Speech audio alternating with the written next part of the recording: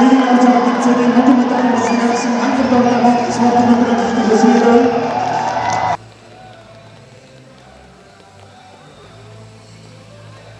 Хөгжөөн дэмжигчид, баг тамирчид, хоккей сонирхогч хүүхэд залуучууд та бүхэндээ Монголын хоккейн холбооны нэгэн шин дүүхийг нээж байгаа, нэгэн шин хуудсыг нээж байгаа энэ баярт өдрийн мэндийг дэвшүүлж байна.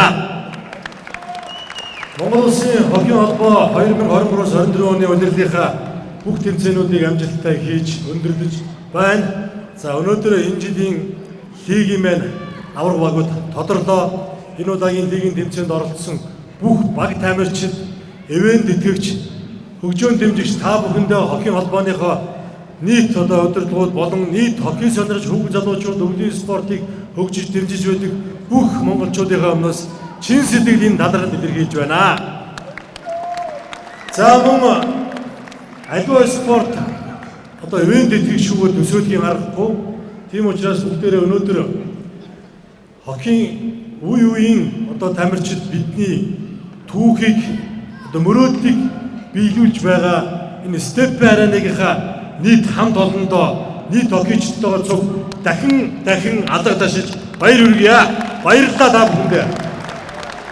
Монгол Улсын хоккей холбооны мөн энэ удирлын сүрпризүүд дуусаагүй байна.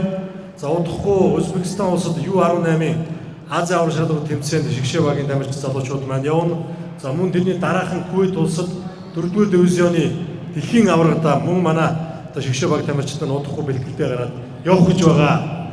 За мөн хоккей сонирхогч та бүхэндээ дуулах таатай мэдээнүүд байгаа юу вэ гэхээр Монголын хоккей сонирхогчдыг баярлуулахаар бүтээн байгуулалтын ажлууд энэ жил эхэлж байгаа цоошнэр. Тэр юу вэ гэвэл Улаанбаатар хотод сонгон найрхан дүрэгт мөн иймэрхүү хэмжээний битүү дээвэртэй цоошин мөсөн ордон удахгүй баригдаж эхэлнэ. За мөн яг ижлэгэн зурагтай мөн тийм бүтээн байгуулалт Дархан уул аймагт бүтээн байгуулалтын ажил хийгдэж эхэлнэ гэдгийг та бүхэн дуулгахад таатай байна.